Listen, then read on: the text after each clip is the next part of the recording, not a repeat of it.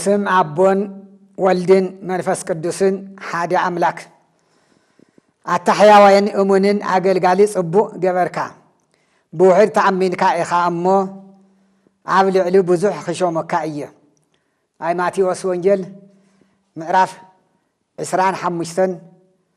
كاب قصري إسرائيل حادي كشع إسرائيل سلستي للو هايلك على يتقمنا كاب እግዚአብሔር አቦናን ካብ ጎይታና ኢየሱስ ክርስቶስን ጸጋን ሰላምን ንአኻትኩም ይኹን ኣብዚ ቅዱስ ስፍራ ተረኺብኩም ከምኡውን ኣብ ገዛኻትኩም ኮይንኩም ናይ ዘለዓለም ቃል ሕይወት ዝኾነ ትምህርቲ ትካታተሉ ዘለኹም ዝኸበርኩምን ዝኸበርክንን ኣቦታት ኣዴታት ኣሕዋት ኣሓትን ካብ ዓበይቲ ክሻዕ ኣናእሽቲ ካብ ምሁራን ሊቃውንቲ ክሻዕ ህፃውንቲ ሐዋርያ ቅዱስ ጳውሎስ ቀደማይ ላብ ተሰሎንቄ 7 ምዕራፍ 1 ቁጥር 1 ዘቅረቦ ሰላምታ መልዓሊ ወይም መበገሲ ብምግባር ሰላምታ ከቅርበልኩም እፈቱ እቱ ናይ ለይቲ ዝነበረ ጸልማት ኣሕሊፉ ብሰናይ ብሰላም ለኹሌና ሓልዩ ልዙ ወጋሕታ እዚ ዘብጽሕና አምላክ ክብር ምስጋና ይኹን እምበዓርከስ እዚ ናይሎም ትምህርትና አታሕያዋን እሙንን አገልጋሊ ጽቡቕ ገበርካ ብውሕድ ተኣሚንካ ኢኻ እሞ ኣብ ልዕሊ ብዙሕ ክሾመካ እየ ብዝብል ይኾን ናይ ማቴዎስ ወንጌል ምዕራፍ 25 ሙሉእ ቃሉ ዝተነበበ ካብ 14 ክሻዕ 30 ለሎ ሓይለ ቃል እዩ እዚ ትምህርቲ እዚ ዘምሃሮ አምላኽና ጎይታና መድኃኒና ኢየሱስ ክርስቶስ እዩ ዝጽሓፎ ካፍቶም 4 ወንጌላውያን ሓደ ዝኾነ ማቴዎስ እዩ ንሕና ኦርቶዶክሳውያን 7 አጾማት ብግቡእ ንጸውም እንኳን ካፍቶም 7 አጾማት ቀደማይን ዋናን እዚ ሒዝናዮ እኔና አምላኽና መድኃኒና ኢየሱስ ክርስቶስ ዝጾሞ ዓብይ ጾም ይባሃል ጾም ካብ ተጀመረ ጀሚሩ ክሻዕ ዛለም ማዓንቲ እኔናያ ገብርሄር ተብሂላ ዝተሰየመት ሰሙኑ ብቅዱስ ያሬድ ብሊቃውንቲ ገብርሄር ተብሂላ ክሻዕ ተሰየም ሻድሻይ ሰንበት አቁጽርና ኣለና ልድሓን ትንምለስ ከለና ተቃደማይ ዘወረደ ካልአይ ቅድስቲ ሳልሳይ ምኩራብ ራብዓይ መጻጉዕ ሓምሻይ ደብረ ዘይቲ ሻድሻይ እዚ ሒዝናዮ እኔና ገብርሄር ቀጻልውን ሻውዓይ ኒቆዲሞስ ሻሙናይ ሆሳይና ኣብዘን 8 ሰናብቲ ጎይታና ኢየሱስ ክርስቶስ ልጸሞ ምዃኑ እላስታወስና እንሆ ኣብ ጾም እዚ ንርከበለና አምላኽና መድኃኒና ኢየሱስ ክርስቶስ ኣብዚ ምዕራፍ እዚ ዘንበቦ ብመንግስተ ሰማያት መሲሉ እዩ ለምሃረና ማለት እዩ መንግስተ ሰማያት እንታይ ትመስል ኣብልብል ካብ ቁጥር 14 ጀሚሩ መንግስተ ሰማያት ከምቲ ከገይስ ዝደለየ ሰብሞ አገልገልቱ ጸውዑ ገንዘቡ ዝሃቦም ትመስል መንግስተ ሰማያት ምን ትመስል በለ ከገይስ ዝደለየ ሰብ ገንዘቡ ነግዶም ልጥቀሙ ከጥቀሙ ስለልደለየ ገንዘቡ ሂብዎም ክኸድ ደለየ ንነፍስ ወከፎም ክከም ዓቕሞም ንሓደ 5 መክሊት ነቲ ካልአይ 2 መክሊት ነቲ ሳልሳይ ድማ 1 መክሊት ሂብዎም ናብ ካልእ ሃገር ኸደ እቲ 5 መክሊት ዝተቐበለ ሽዑ ኸይዱ ነገደሉ ካልእ 5 መክሊት ድማ ኣትረፈ እቲ 2 መክሊት ዝተቐበለ ድማ ካብ 2 መክሊት ኣትረፈ እቲ ሓንቲ መክሊት ዝተቐበለ ግና ኸይዱ ምድሪ ኹዒቱ ገንዘብ ጎይቱ ሓብአ ድሕረ ነዊሕ ግዜ ጎይታ እቶም ኣገልገልቲ መጺኡ ክጸባጸቦም ጀመረ እቲ 5 መክሊት ዝተቐበለ ቀሪቡ ጎይታይ 5 መክሊት ሂብካኒ ነርካ እንሆ ድማ ካልእ ኣብ ልዕሊአን 5 መክሊት ኣትረፍኩ እናበለ ካልእ 5 መክሊት ኣምጽአ ጎይትኡ ድማ ኣታሕያዋይን እሙንን ኣገልጋሊ ጽቡቕ ገበርካ ብውሕድ ተኣሚንካ ኢኻ እሞ ኣብ ልዕሊ ብዙሕ ክሾመካ እየ ናብ ሓጎስ ጎይታኻ እቶ በሎ እቲ 2 መክሊት ተቐበለ ቀሪቡ ጎይታ 2 መክሊት ሂብካኒ ነርካ እንሆ ከዓ 2 መክሊት ካልኦት ኣብ ልዕሊአን ኣትሪፈ ኣለኹ በለ ጎይትኡ ከዓ ኣታሕያዋን እሙንን ኣገልጋሊ ጽቡቕ ገበርካ ብውሕድ ተኣሚንካ ኢኻ እሞ ኣብ ልዕሊ ብዙሕ ክሾመካ እየ ናብ ሓጎስ ጎይታኻ እቶ በሎ እዞም ዝተመስገኑ ሰባት 2 ትትኾን ኣለዉ ተወቃሲ ግን ሓደ ኾይነ ኣሎ እዚኣቶም እዞም 2 ሰባት ዝተመስገኑ ብምንታይ ምኽንያት እዩ ብዝተዋሃብዎ ሓደራ እንታይ ልበሃል ዕቋርን ልቕሕን ልበሃል ዕቋርን ልቕሕን ማለት ሰብ ሓሲብሉ ዝጸገሞ ክረድኡ ስራሕ ምእንቲ ክረክብ ተብሂሉ ዕቋርን ልቕሕን ተመቻችዩ እንሆ ቱ ዕቋርን ልቕሕን ልወስድ ወሲዱ እንተተጠቒሙሉ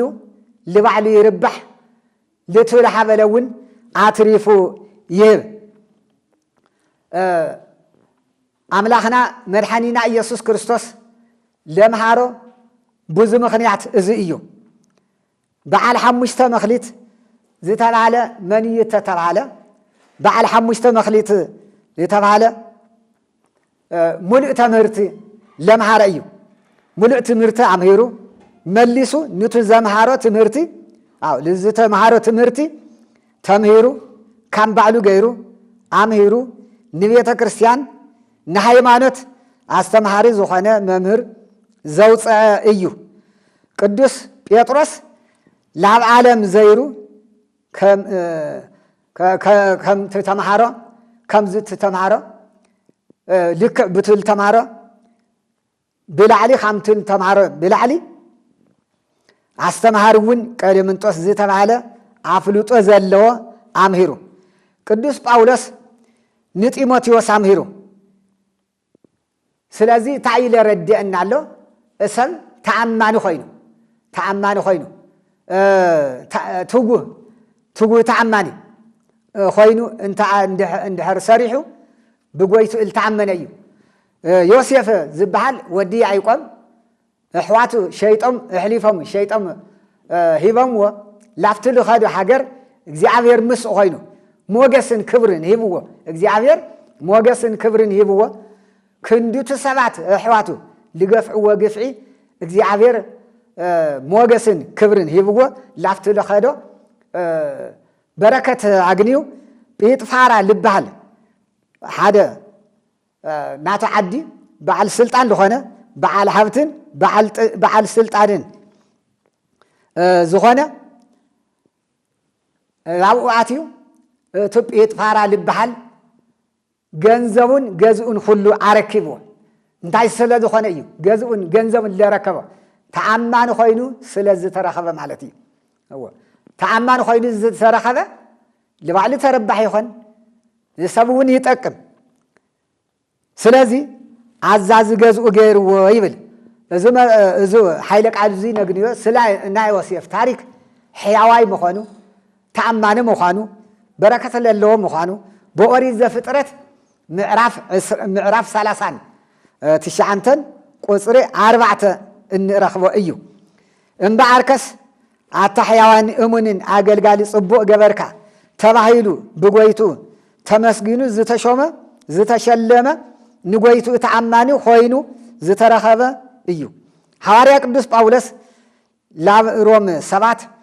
ወይም ከዓ ዓዲ ብምዕራፍ 15 ቁጽር 14 ከምዚ ይብል ኣሕዋተይ ብሰናይ ነገርን ብኩሉ ፍልጠትን ከምዚ ተመላእኹም ንስንስኻትኩም እውን ምምዓድ ከም ትኽእሉ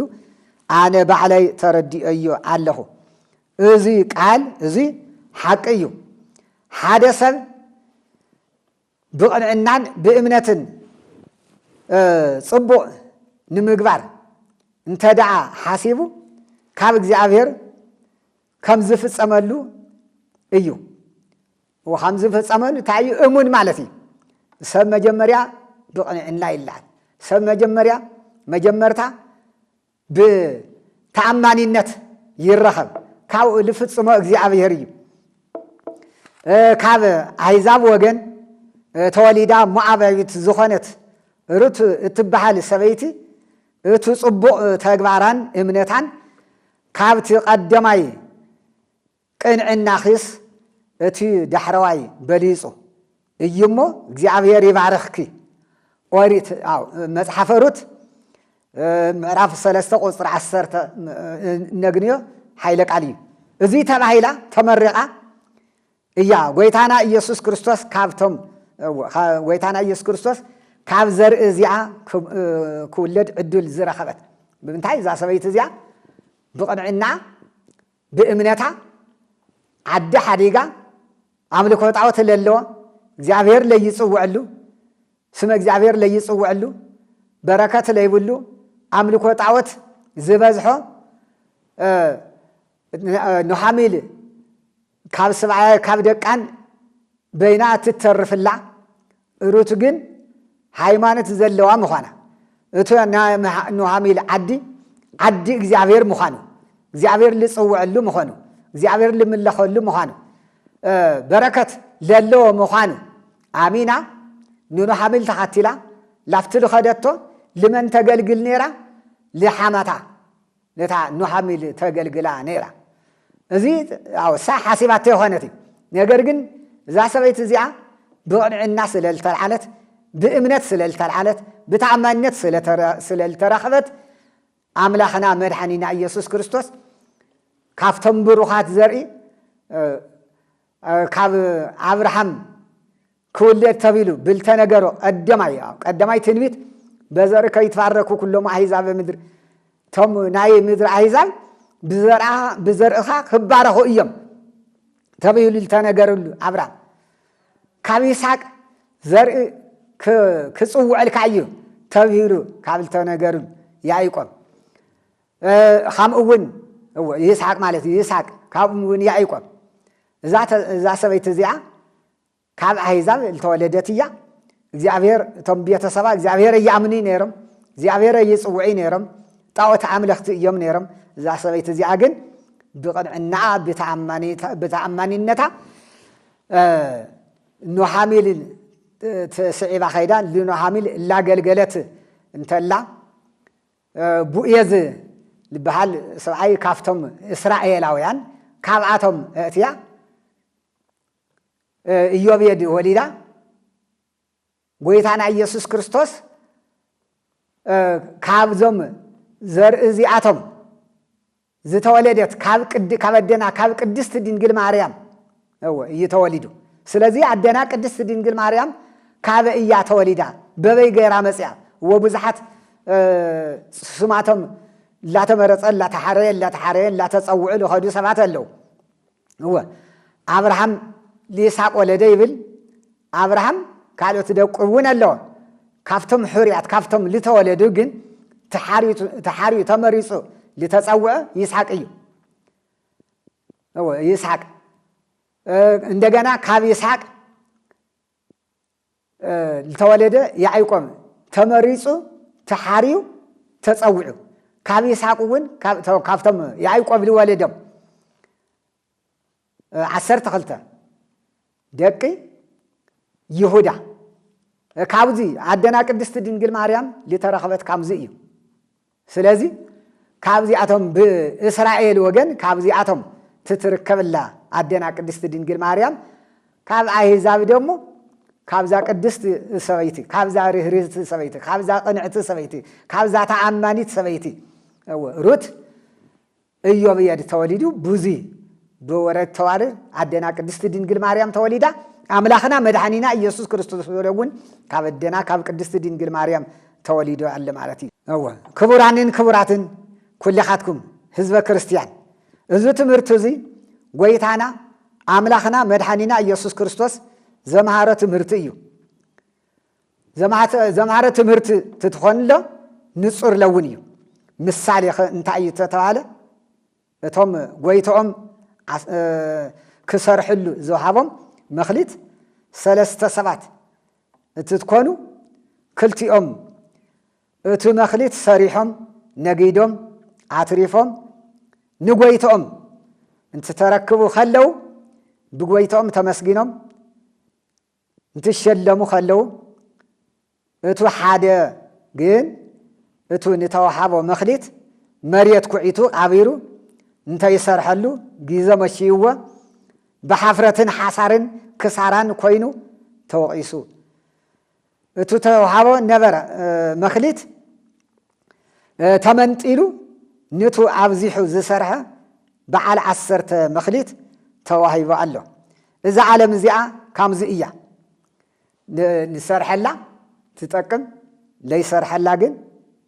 ተኽስር ማለት እዩ ተኽስረላ ንዓናኸ እንታይ ይጸበየና ኣሎ እምበኣርከስ ኣብዛ ዓለም እዚኣ ኮይና ኢና ተረባሕቲ ንኾን መንግስተ ሰማያት እናኣቱ ኻመ እንታይ ተገበርና እዩ መንግስተ ሰማያት እናኣቱ ብምንታይ ተገበርና እዩ ይብል መልሲ ትመልሱ ኣብ በዓልትና እዩ እሱ እውን እንታይ እዩ ተተባለ ኣብ በዓልትና ኮይኑ እሱ እውን ኣስተማሃሪ ኣምሂሩ ኣእሚኑ ዘይተጠመቐ ኣጥሚቑ ንስጋ አምላክ ለስጋ ወልደ አምላክ ለደመ ወልደ አምላክ አብቅዑ ነጋዲ ነጊዱ ንቤተ ክርስቲያን አስራት በኩራት ቀዳምያት አውጽኡ ሓረስታይ ሓሪሱ ዘሪኡ ካብ ዘእተወ እኽሊ ግብኡ አውጽኡ በፍቃደ ካህን ብምክረ ካህን ጸኒዑ ንስኡ ተቀቢሉ ሰጊዱ ቆሪቡ እዩ መንግስተ ሰማያት ዝኣቱ هو ካት ዝኽእል ከምዚ ዝገበረ እዩ ንሕና እንታይ ምግባር ኣለና እንተበልና ወዚ ጽበና አለ ማለት እዩ ዘም ሰባት እዚኣቶም ያው ካብ ጎይቶም እቲ መክሊት ተቀቢሎም ኣይዋዕሉና ሓደሩን ተለይሎም ተዋሳዊሶም ክንድል ተዋሃቦም ፍርቂ ኣብዚሖም ኣበርኪቶም ተሓሙሽተ ተዋሃቦ ሓሙሽተ ወሲኹ እቲ ክልተ ተዋሃቦ ክልተ ወሲኹ ኣርባዕተ ገይሩ ትበዓል ሓሙሽተ 10 ገይሩ ትበዓል ክልተ ኣርባዕተ ገይሩ እዚኣቶም ትተረክቡለው ጎይታኣቶም ገንዘብ ወይም ደሞ መክሊት ለሃቦም ኣመስጊንዎም هو ካብዚ ልበዝሕ ክሾመካ እየ ካብዚ ልበዝሕ هو ክህበካ እየ ኢሉ ጎይታኦም ልሰሙ ክልተ ከምዚ ኢልዎም ኣለ ማለት እዩ ጎይታና ኢየሱስ ክርስቶስ ዘምሃረ ያው ኣም ተቀድም ተባለ ወምሳሌ እዩ ዝተማሃረ ታይ ምዃን ዝተማሃረ መምሃር ኣሎ ዝተማሃረ ከምህር ኣሎ ዝፈለጠ ሰብ ከፍልጥ ኣሎ حواريات لا ترفوا وترفي ونعث بلهم تصوعهم أملاخنا مدحنينا يسوع كريستوس كاب قدام قرنتس وصيو مجمريا حواريات تصوعوا نقتلوني دحري تقتلوا وأريس يكون مسجران سب كابز السرح زي وصيهم معلت عبك علي ليت عبك علي كل جزء عب سقعت تنبر كل جزء بقرة تنبر كل جزء بدخنة تنبر كل جزء عبز حسار زي تنبرو نوعه لا يتقتلني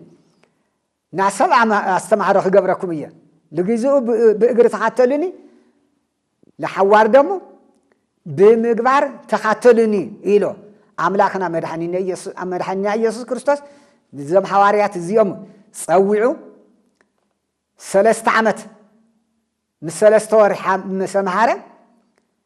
ለመድኃኒት ዓለም በቀራንዮ ተሰቂሉ መቃብር ተቃቢሩ ሙስና መቃብር አጥፊኡ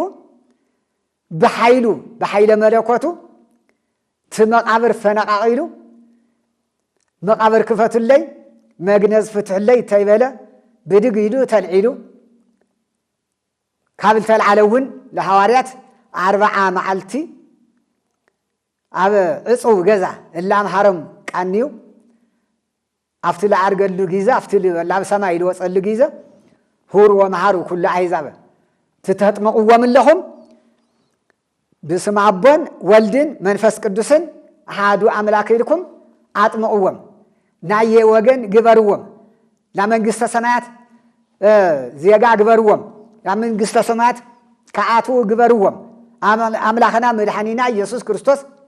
لو زعلم زي لماذا خلتنا جار كوينو خلت مدحنيت عزجاجيو تقدماي هو قدماي مدحنيت عاوز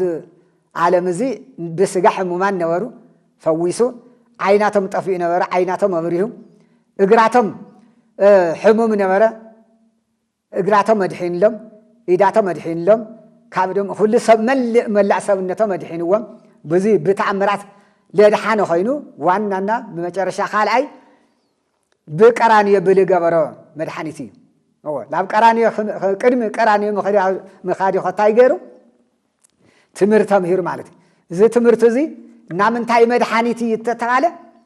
ولا منقسط سماعات ما أتوا لخانة ما سلا منقسط سماعات عفلوت للو من تمرتي ويتانا يسوع كريستوس زي لما هرب بمثالي مالتي منقسط سماعات انتاي كتمثل منقسط سماعات هو حادثة لا بخالي بوتا خلقش اللي دالي جنزب للو لتم خسر حل داليو لتم كترفل داليو لزيعتم جنزبه كذا كيدو عريدة يقاري مسيو تسأبعصي بوم مالتي انتاي غيركم استم انتاي وعليكم هو إيلو تطيعهم له مرس لله مرس يبو فمخلت الساعات مرس يبو تنئيدمون تشلممون عبد البلسة كامل شيومو عملخنا مدحنينا يسوع كريستوس ملسو لمهارة مهرت مالتي سلازي نحواريات سرح انتاي خينو عملخنا مدحنينا يسوع كريستوس كيدو عمهرو لا العالم كله خيدو نهو في انكم كما عباقي ما يكلا تقلا كم تنباقي عباقي عفت برخة وخاري الله تخلى الله نبر الله إلكا عباقي تعصينا يوعلاي هو تطميتون قاتاليو رحب قاتاليو عباقي وصين سعر للو خيدن سعر دحر لي بلع ماي للو خيدن ماي دحر لي ستا عبغزا تعصين توعيلن انتا يخون ያው بطميت يموت على مالتي كامون ግን انتا يلو زي لتنباقي حلاوي التنباقي تايدلين حلاوي يدلين هو حلاوي يدلين كي طمين لا سعر للو كي طمن لا ماي للو تخلا خي نتقن كي منطلن حلاو لون ስለዚህ አምላኽና መድኃኒና ኢየሱስ ክርስቶስ ውን ለሐዋርያት ለሃቦም ዘሐደራዙ እዩ هو مكليت التفاعل للحد حدنا لحزنايو مكليت هو كل النوع المكليت له استماري ممهر مكليت ينوعلي اندحر لي يسرح له طيق مالتي حفتامون بتللو بتل حزو كم ابراهيم انغدا تقبل خينو ابراهيم كم انغدا تقبلنته لتلعله سلاسي لابغزواتهم سلاسي استناغيدو እዩ هو لطون انغدا خم قبالو لتلعله الملائكه تقبلوا እዩ ابزيخا تسرح لها هو كان انتي لاكل بركات كامل رك معناتي حفتامون بعل مكليت له تيسسعوا كم حفتامات تيسسعوا عسرات بخرات اوصيهم كم اون هو عسرات بخرات اوصي له ገንዘብ ይበለኹ كامزي غير له إلهم تيتمكحوا بتحتنا بلقاسنة وكامل لأبراهام كامل لإيوب كوينم لهبو هافتامات نتاعي مكليتاتهم زي مكليتاتهم مالتي كله نوعلو مخليت الله هو نادخا مخليت الله نحفتام ون مخليت الله سلازي أملاخنا مرحانينا يسوع كريستوس زي لحبنا مخليت انتدعى تتقمنا له تتقمت نخان مالتي من قست سماعت نعت نخان بمنتعي هو بوزح صعري بوزح دخان بوزو رحات حواريات تتمر له انتعي ملولو اسمه بوزو هصاما وهمام حلونا نبع على من قست እግዚአብሔር نحنا لما قست سماعت كنعتو نخل بوزح صعيرنا بوزح دخمنا بوزح لفعنا بوزح خشع من تا مالتي لفعات مالت كشع دم مفساس مالتي لزيو سماعيتات دمهم كشع مفساس لبصح سماعيتات حو خشع مقصال لبصح من قست سماعت سلالعتو ايو لذي ناي بيت كريستيان عبول خونه قدوس إفريم انتي يبل وتعجسوا موت مريرة بأنت من قست سماعت سلا من قست سماعت يلم سماعيتات انتي جرم مرير موت تعجسا هو مرير موت لبعل تعيو سماعيتات التقبلوا مرير موت بحو مكسال من يدخله حو مكسال يوم لمحري خاني حول قرب اللي لقاصل سيف لقرب اللي حرد كوينات لعب الخدع يلفسس كوينات دم مفساسي سلازي سماعيتات مرير موت التعجسوا سلمن قست سماعات إلميو صادقان سماعيتات لون دمص عراويت صبع غاننتي غير عليتي ازي كله تعجيسم ايام منقست سماعات لخرسو زي لغبر سلازي بوانا مرحينا امهارينا منيو املاخنا مدحنينا يسوع كريستوس يو مريح مالك سلازي عتا حيوان امن اغلغالي صبو غبركا بوحر تعمنكا يخمو ابلعلي بوزح خشومك ايا يلو املاخنا مدحنينا يسوع كريستوس لمهارو كل ياو لملكات كامل خنا أول خلينا من قصة سمعت خنعتو مصوات راح يخوني ممهرت راح يخوني كاولي خطايلو هو نسعون له نسعاتيو سب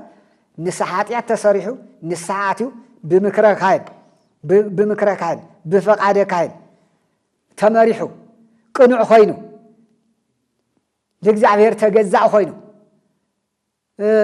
ጾይሙ ምኽንያት ተይገበረ ጾይሙ በሐቅ ጾይሙ መንግስተ ሰማያት ለኻዓቱ አምላኽና መድኃኒና ኢየሱስ ክርስቶስ አምህሩና አለሞ እዙ ሰሙን እዚ መበል ሻድሻይ ሰንበት ገብርኄር ኢሎም አቦታትና በቅዱስ ያሬድ ሰያምነት ቅዱስ ያሬድ ሕዱ ካብ መስከረም ጀምሮ ክሻዕ ጳጉሜን የሎ ካብ ሰንበት ክሻዕ ቀዳም ለሉን ናውዓልታቶም ስያሜ ኣለዎም ካብቲ ጾም ኣትዩ ነበረ ክሻዕ ዘህዚ ያው ናዓልተን ስያሜ ነርወንተን ሰሙናት ናይ ህዚ ሰሙን ካብ ዛለም ማዓንቲ ሒዝናያኔና ክሻዕ መጻኢ ቀዳም ገብርኄር ይባሃል ገብርኄር ማለት ሕያዋይ ተኣማኒ ቅኑዕ ማለት እዩ እና ስለዚ ገብርኄር እዚ ተጣመሉ ሰባት ምኽንያት ገርና እቱ ላይ ተጣመሉ ተወቃስ ኮይኑ እንደገና ደግሞ ላብ ሓዊ ደብሪዎ ኢሉ ዘለዓለም ናይቶም ሓጣን ምሳሌ ኮይኑ እዚኣቶም ክልቲኣቶም ሰባት ናይ ምን ምሳሌ ብነገርና ላይ ዘም ክልተ ሰባት ናይ ጻድቃን ምሳሌ እዮም ኣብ የማን ልቆሙ ኣቱም ብሩኻት ሰማያዊ አባት አቦይ ናይ አቦይ ለኾንካትኩም ብሩኻት ዓለም ተፈጠረት ለተዳለወት መንግስተይ ክትወርሱ ኣብ የማን ኢሉ ኣብ የማን ኢሉ ዝርዝር ኣፍቱ ማቴዎስ ወንጌል ምዕራፍ 25 ካብ ቁጽሪ 31 ጀምሩ ተዘርዘሩ 6 ዓይነት ያው ለዘም ጻድቃን ልጽውዖም ልባረኾም እዚኣቶም ዘም ክልተ ናይ ጎይቶም ፈቃድ ልፈጸሙ ናይ ጻድቃን ምሳሌ እዮም እሱ ላይ ሰርሐ ደሞ ንስሓ ላይ ኣተው ካብ እግዚአብሔር ልርሓቁ ክፉእ ተግባር ላሰርሑ ነበሩ ናይቶም ኣብ ጸጋም ደው ልብሉ ናይ ሰይጣን መልእኽቲ ላተሓላለፉ ልጸንሑ ዝገብርዓካ ልበሃል ያው ናያቶም ምሳሌ ክኾን እዩ እሞ ካብዚ እግዚአብሔር የድሕነና ናቶም ጻድቃን በረከት ተቀቢልና አምላኽና መድኃኒና ኢየሱስ ክርስቶስ ዓለም ተይተፈጠረ ልተዳለወት መንግስተይ ክትወርሱ ንዑ ልብል ቃል የስምዕና ወስብሐት ለእግዚአብሔር